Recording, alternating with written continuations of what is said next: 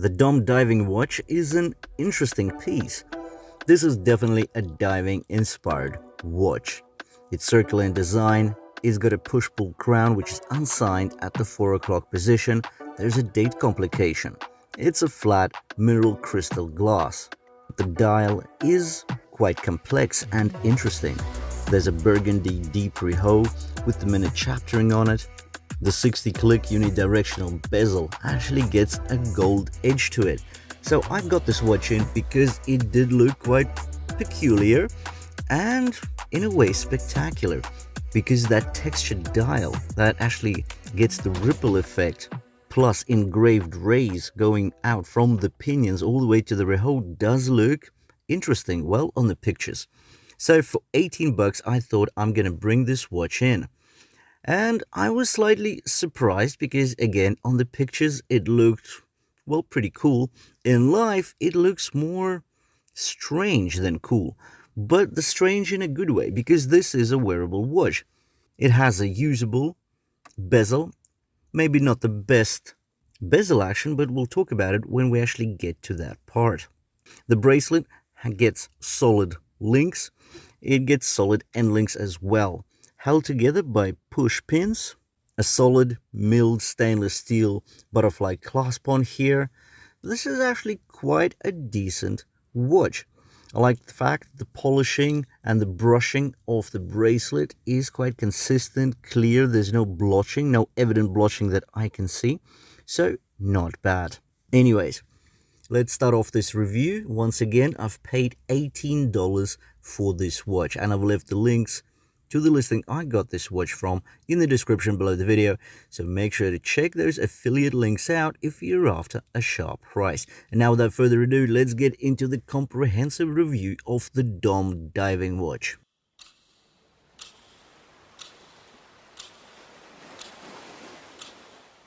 Let's kick off with the dimensions. So we get a diameter of 42 millimeters, a height of 10.9 millimeters, a lug width of 20 millimeters, which tapers down to 18 next to the butterfly clasp. The lug-to-lug length is quite significant here, 55.4 millimeters, because of the protruding end links. But also, I just want to mention that the lugs actually point downwards quite significantly and aggressively. Hence, this lug-to-lug measurement is quite large in terms of numbers. The bezel is not the best quality because there is quite a bit of playback between the clicks. Now, that doesn't mean the bezel isn't useful, nor is it not practical. The numbers look fine. Now, let's talk about the case. When we look at the case profile, we can see solid flanks. Now, it does look like there is a lot of rounding. All edges are well rounded, especially in the transition from the flanks onto the lug hoods. We can see very smooth and rounded bevels. The lug hoods also get this mirror polish. Now, the mirror polish is glossy, yet it's not too glossy. And we can clearly make out that this is not an alloy case. This is an actual stainless steel case, same as the bracelet. The bracelet is quite interesting as well. So it's a 3-link construction. The middle links actually get vertical brushing on it, while the outer links get the mirror polish just like the case, and hence where the bracelet integrates into the case, the outer links actually have no contrast to the surface polishing of the case, and it fits really well. Now, what I do find interesting is that the bezel on top is quite high, so this is not a flimsy bezel. It actually looks like a solid piece of steel. It's not silver, it's actually edged in gold tinge. Now, the gold tinge is really nice here. It's not the saturated yellow. It is gold, but it's not the cheap looking gold, if you know what I mean. This is actually pretty nice. Now, considering the bezel surrounds the mineral crystal, the flat mineral crystal on top, we can see that the edging just around the crystal is also in gold tone, so creating a more wholesome look. Now, I couldn't find any reference what the bezel insert material is. I don't think this is a ceramic bezel insert. I think this is just painted and glossed stainless steel. If we talk about the bezel grooves, well, they're deep enough and they're sharp enough for you to have enough grip to make the rotation motion quite convenient. Also, with regards to the rotation, there's enough resistance, it's consistent, but the bezel is not the best quality because there is quite a bit of playback between the clicks. Now, that doesn't mean the bezel isn't useful, nor is it not practical. Yeah, you can use it. It even sounds very ratchety and has a good steel cling to it. It's just the playback between the clicks that's slightly frustrating. Otherwise, looks good. It does what it says on the box, so that's fine. If we go to the right hand side, we see a larger than average push-pull crown. It's unsigned. If we turn the watch over and we look at the underside, we get a stainless steel snap case back here. It actually gets a very pretty ship, quite a vintage ship printed on it with some seagulls flying above it, so quite a nice picture. Just under it we can see DOM 3 ATM water resistant watch. Now 3 ATM, that's 30 meters of water resistance, technically meaning it's just splash proof. Now let's talk about the bracelet. Well, as we mentioned, it does integrate into the watch case quite seamlessly.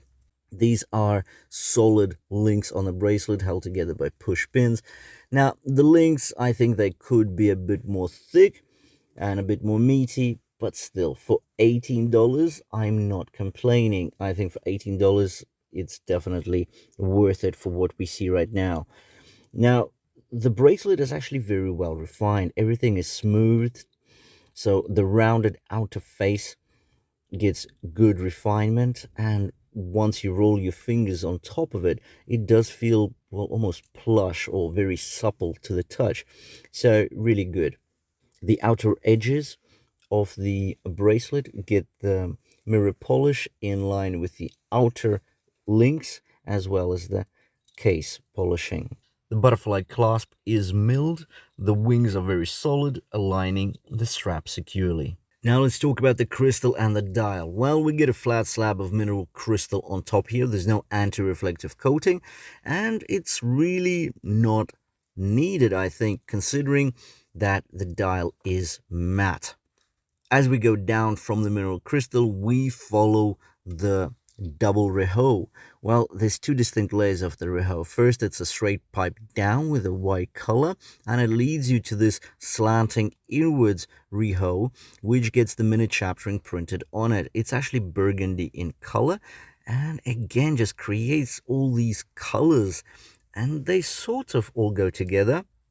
So we've got the silver, the polished silver, we've got the vertically brushed silver, we've got the gold tinge, we've got the black bezel, we've got the green dial, the burgundy, and the white rehaut. Interesting, to say the least. Now, if we talk about the actual dial texture, it looks like there's a ripple effect on it. Also, there are treading marks spreading out from the pinions outwards towards the rehaut. Interesting. There's a date complication at the 3 o'clock position. Now, it's not framed or anything like that. It's just a cutout. But it looks like quite a neat cutout. The indices are actually applied and covered in loom. Now, the indices as well as the hands are edged in gold chrome. So, gold tone chrome. And once again, that fits with the bezel gold tone styling as well. I like the fact that we get an index batten at the 3 o'clock position right next to the date, because usually when we have a date window we are missing the batten, the loomed batten at that place. Well, here we still get it, so that is good.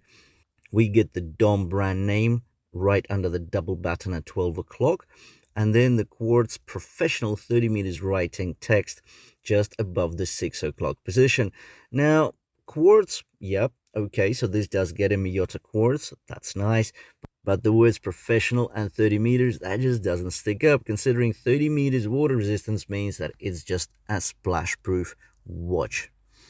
Either way, I think this is definitely an interesting dial. So we get the baton hands. The seconds pointer is golden and it gets a hexagon on the tip. And this one is bicolor. So we get the white loom dot, and then we have a red dot in there as well. So even more color now. So that's what? That's 1, 2, 3, 4, 5, 6, 7 different colors on this watch, and they all seem to fit together. I guess this palette is so full, it's almost all colors of the rainbow here. Well, I'm just joking about that. There's no blue, right? There's no orange. I think it's an interesting piece, but the bezel action is slightly disappointing. Either way, I will be leaving the links to where I got this watch from in the description below the video, so make sure to check those affiliate links out if you're after a sharp price. Thanks for watching the review. Hopefully you found it useful and interesting. Thanks for watching, and I'll see you in the next one.